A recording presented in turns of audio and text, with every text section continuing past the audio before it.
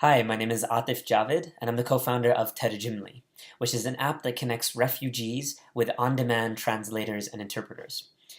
Just imagine being stuck in a refugee camp and your son needs emergency medical help, but the English-speaking medic can't understand you when you say he's allergic to penicillin in Arabic.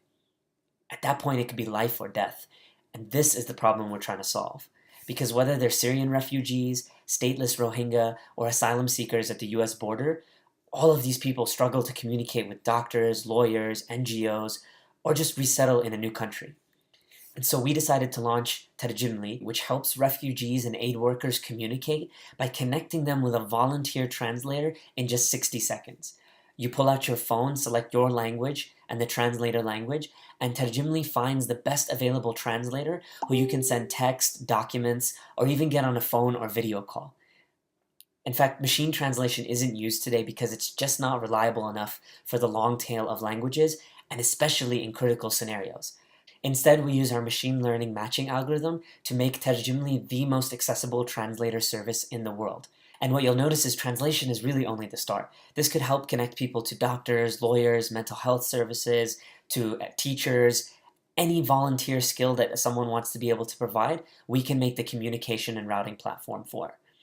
And so over the past year, we've had 6,000 volunteers sign up because they can help a refugee right from their phone.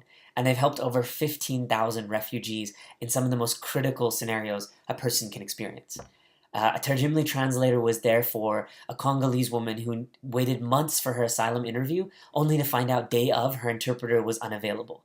And a Tarjimly translator was there for 12 refugees who capsized in the Mediterranean, and the Greek NGO trying to save them needed an interpreter to call the Turkish Coast Guard, who ended up rescuing them.